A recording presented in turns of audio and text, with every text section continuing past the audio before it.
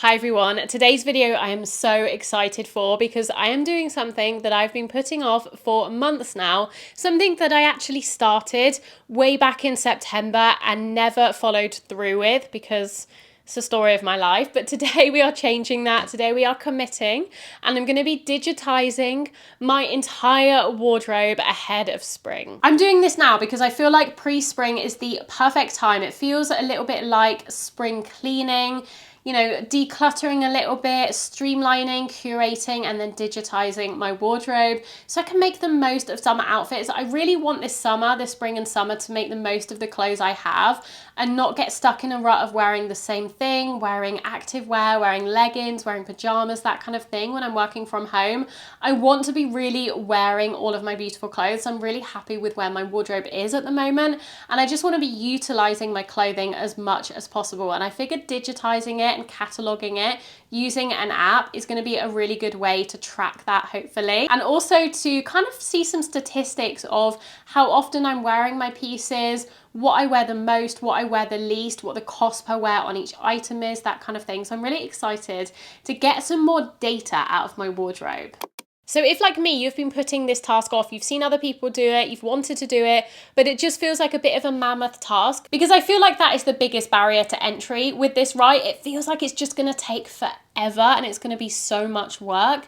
But I've actually come up with my own lazy girl method of digitizing your wardrobe. So if, like me, you want to do this, but you're not sure you're up to the mammoth task, then stay tuned, because I'm going to show you the quickest way, the most effective way to get your whole wardrobe digitized really seamlessly. I reckon you could do this in a day, maybe even half a day. Now, there are a few digital wardrobe apps on the market. The one I've chosen to use is Indyx. There are a few reasons I've chosen Indyx over some of the others. I have actually used and tested 3 different ones now, and I've come to the conclusion that Indyx is the best one for me personally, and I just think the best overall app, the most advanced, the most data-driven, and the most aesthetically pleasing, which sounds trivial, but I actually think is quite an important part of the whole digitizing your wardrobe concept. So I've gone with Indyx. The second reason I've gone with Indyx is actually because you can use Indyx not only to digitize your wardrobe, but also to connect with other people and even connect with personal stylists on the app and get them to style your own wardrobe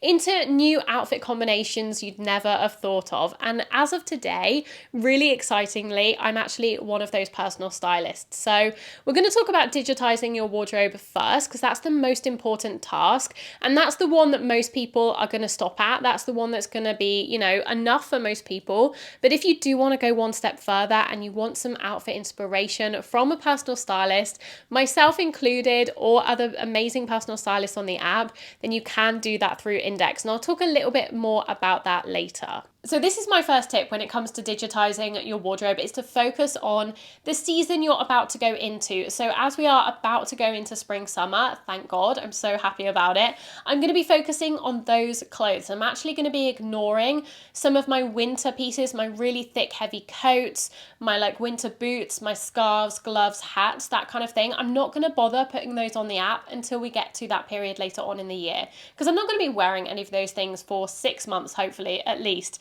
So I really want to focus on my spring summer pieces so I can actually start utilizing the app straight away. My second tip when it comes to digitizing your wardrobe is to do a round of decluttering first. And this is the preparation step.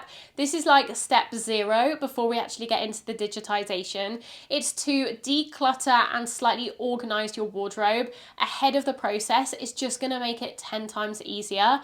I don't really see the point of going to the effort of uploading clothes or items to the app if you know that you're about to declutter them anyway. By all means, there are probably some pieces in your wardrobe that you're not really wearing because you're not sure how to style them. And hopefully that's where the app is going to come in, and you're going to be able to create new outfit combinations and help yourself style those pieces, or get a personal stylist to do it for you. So obviously keep those pieces.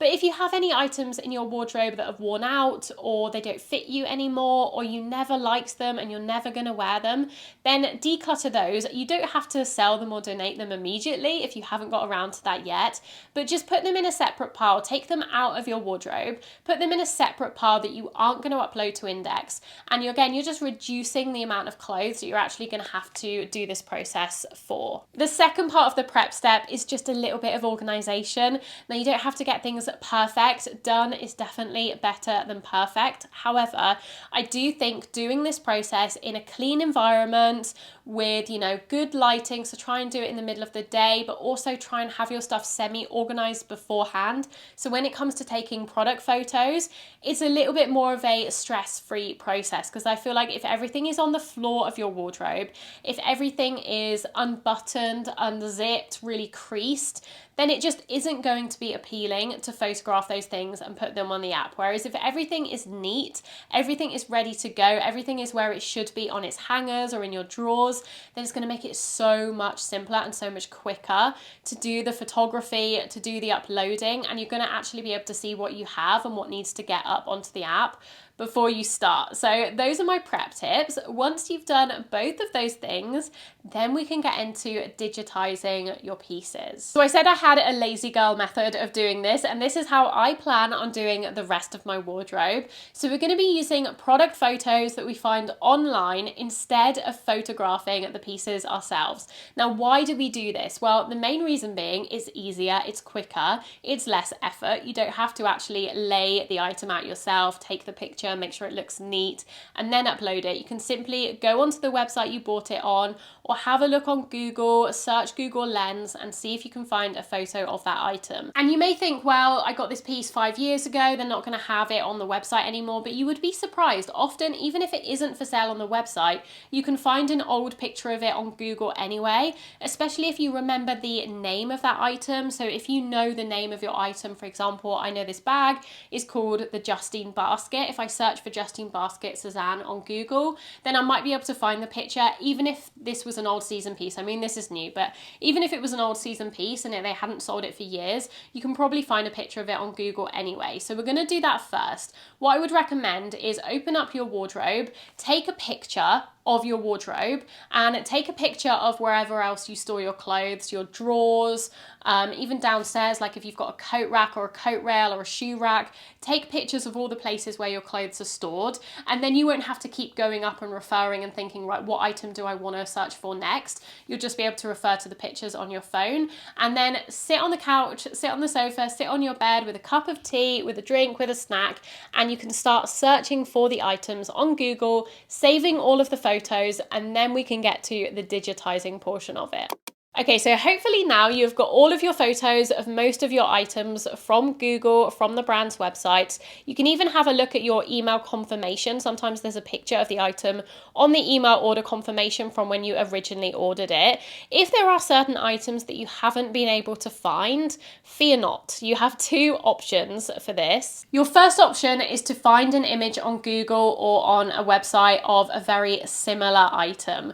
Now, this is totally up to you. If it's quite a generic item, say it's a camel wool coat, but it's one they no longer sell, you can't find the exact picture of it anymore, you could just Google camel wool coat and find the closest image to the one you have and save that instead. Because in your head, if you only have one camel wool coat, which you probably do, you're going to know which one it is, even if the picture isn't identical to the one you have. And if it is something quite generic, like a wool coat or a t-shirt or a pair of jeans, then it's going to look similar enough that you're probably just going to be able to use that picture. However, there are certain items, obviously, that are very unique. Often this is handmade items or printed items, really colourful items that you just can't find a similar item to anywhere on the internet. An example when I was digitizing my wardrobe is my beloved Renato jacket. Now, annoyingly, Suzanne, for their clothing pieces, don't offer product photos. They only have the model shots. Luckily for their bags and shoes and their accessories, they do have the product shots, so you can use those. But for clothing pieces like this, there isn't a product shot available, even though this is still available on the website. And this is obviously a very unique piece. I'm not going to find anything like this elsewhere on Google. So I'm going to have to take my own picture, right? I do want to stress before I get into the tips that done is better than perfect. And if you just want to plop it on the ground, straighten it up and photograph it, that is absolutely fine. things don't have to be perfect, right? It just has to be good. It just has to be done. You can always go back and improve it when you have a little bit more time at a later date. If you want to retake the picture in a month or so when you've got an extra, 5-10 minutes, then you can definitely do that. But if you just want to get everything up on the app, snap a quick picture and that is better than nothing. But if you do have the time to make things a little bit more perfect, then these are the tips that I have for you. My first tip is to do it in a well-lit room. It seems obvious, but if you're taking photos, you want good lighting, preferably not direct sunlight, but some indirect, nice light. So try and do it in the middle of the day when it's sunny, when you have some, your room is very well lit. Lay your item either on the floor, or you could put some kind of sheet down. You could put, like, if you have a white bed sheet, you could put that down and then you could do the pictures on top of that. You could also just do it on the floor if your floor is clean, obviously. Lay the item down flat, and there's a few different tips and tricks depending on what you're photographing, whether it's a t-shirt, a jacket, a pair of shoes, etc. So taking my Renato jacket as an example, I'm going to lay this flat on the ground. I'm going to smooth out any of the creases. It doesn't have to be perfect. And then I'm also going to make it look in the app how it looks on my body. So what do I mean by this? Well, I typically wear this jacket with the top button done up and then with the belt tied at the waist. So I'm going to make it look like that in the photo. So I'm going to do the top button up and I'm going to use the belt to tie it at the waist. So it looks just a little bit better. It looks more like it does on my body. And then the final tip for tops and jackets, anything top half, is you want to tuck the armpits in slightly, and I will show you a visual example of this. It just makes the sleeves lie a little bit closer to the body rather than having the sleeves sticking out straight, which not only is going to take up most of the image, so actually the jacket is going to end up looking really small because the app is going to crop it into a square and the sleeves are going to take up most of that square. But actually, if you have the sleeves down at your side, it looks better. It looks like it's supposed to. So just tuck the armpit in slightly, lay the sleeve folded slightly down, and it's going to look much more proportional, and it's going to take up most of the square as a jacket rather than as random flailing arms. You can use this exact method for doing t-shirts, for doing anything top half, a blouse for example. So do all of your top half pieces first. Similar with your dresses, tuck in the armpits, so the arms, if the dress has arms, they lie kind of down at the side. You also might want to make the dress look how it does on your body, similar to how I said about the jacket. So that might be cinching it slightly at the waist, even if it is quite a straight dress. If once you put it on your body, it does naturally cinch at the waist, you might want to show that in the photo. So maybe just pulling the material in slightly, ruching it slightly at the waist, whatever you need to do to make the photo look similar to how it looks on your body. That is what I would do. And then the final tip is for trousers and for jeans. Similarly, you want to lay it flat on the ground. You want to do up any buttons and zips so you have those closed. So don't leave the flies open, for example. Make sure the pockets are tucked in so you don't have the pockets coming out either. Smooth out any creases. Doesn't have to be perfect, but just get the bulk of those creases out. And then similar to how we tucked in the armpits of the tops, we're going to do the same with the crotch on the trousers. So just tuck the crotch of your trousers or your jeans behind. You'll see what I mean in the video. Just kind of tuck them so you can't see them, and so the trousers are laying flat and smooth. When it comes to bags and shoes, accessories, these are often products that you can find photos of online, because often brands hold these items, hold these stock for a long time, or they're part of their permanent collection. If you really can't find a pair, maybe you got them secondhand, maybe they're vintage, then for shoes, I would probably prop them up on a stool or a bench or a table and take the picture like that, rather than taking them on the floor, just so they look a little bit more, again, how they would look on your foot in real life. And similarly with bags, you might want to hang them on a doorknob, you might want to place them on a table if they can stand upright by themselves, rather than having them flat on the floor. The final category we haven't touched on yet is jewelry, and I had a few questions when I was talking to someone about digitizing my wardrobe, whether I would include jewelry, and I have mixed feelings. I definitely don't think you need to include jewelry, especially if you're not really a jewelry wearer. Maybe you just wear like your wedding ring, your engagement ring, maybe a necklace, maybe a small pair of studs. In that case, if you wear the same thing every day, you probably don't need to include them because they're more part of you rather than your outfit. But if you have more statement pieces, or you like to change up your jewelry regularly, or you feel like your jewelry is really part of your outfit and makes your outfit, then you probably do want to add it to your digital wardrobe. So I'm going to just do things that are more statement pieces. For example, this necklace here, this is more of like a statement piece. used. It's colourful, it's a gemstone necklace. It definitely adds quite a lot to my outfit if I do wear it. In comparison to like if I had a really small pair of studs, diamond studs, I probably wouldn't include those because they're very small, they're very minimal. So my more minimal dainty jewellery, I'm not going to upload. But again, these hoops with these hearts on, these are a real statement. They really complete an outfit. So I definitely am going to add these to the app. Same with my watch. I'm going to add my watch, even though it is more of like an everyday piece. I do feel like it really adds to an outfit because it is so beautiful, and I don't wear it every day. So sometimes I do feel like an outfit looks really good with a watch, and sometimes I feel like it doesn't really need it. So again, I will upload this because it's not something I wear every single day, but then my engagement ring, I'm not going to bother uploading that because I'm going to be wearing that regardless anyway. If you are still with me, we have made it almost to the end of this video and to the end of this task. I'm so glad I finally got this all done. If you've been doing it alongside me, maybe you've been playing this video in the background while you do it yourself, hopefully you've got the bulk of your items up on the app by now. If not, hopefully you are encouraged and inspired to do the same. And once we've done this, this is where the fun begins, right? This is where we can really use the app to utilize our wardrobes. I'm really excited to use it to put together new outfit combinations, to experiment a little bit more with my style, and to just play with my existing wardrobe more without feeling like I constantly need something new. And that is what I'm going to be doing for the next 30 days. So I'm actually going to be making a follow-up video in 30 days time, so at the beginning of April, and I'm going to be in that time tracking my outfits on the app every single day. So if you want to follow me on Indyx and follow my outfits, then I'll leave my handle down below.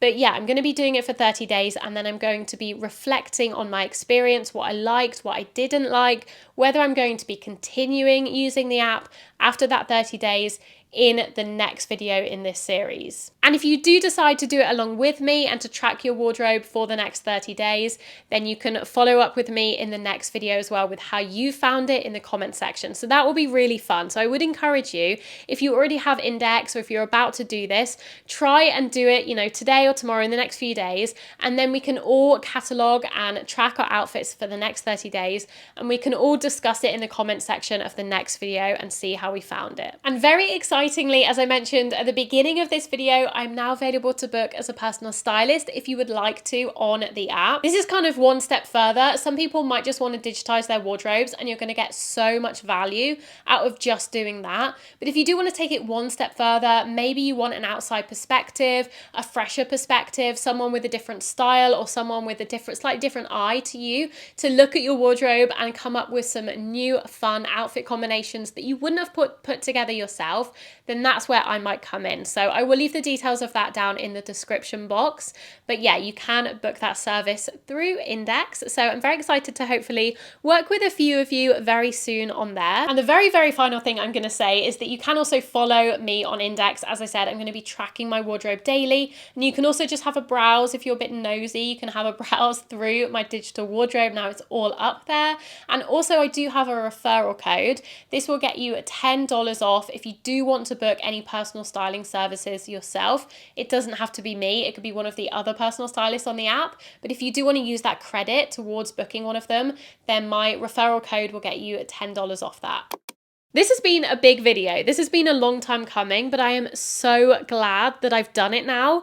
And it's one of those things that, yes, it's a little bit of work, but once it's done, it's done. You never have to do it again. If you get the occasional new in piece, you can just do it on the fly. It only takes a few seconds. But once you've done the bulk of your wardrobe, it is there on the app forever, and you can just get to playing. You can get to the fun part, which I'm really excited to get digging into now, and really getting to working my styling muscle, flexing my styling muscle, putting together some fun new outfits and documenting it all along the way. Thank you so much for watching. Let me know if you're going to do this yourself. Maybe you are an avid Indyx user already. I would love to hear your experience if you are, or if you're thinking about doing it, you've thought about doing it for a while and this has encouraged you to do the same, then let me know that down in the comments below as well.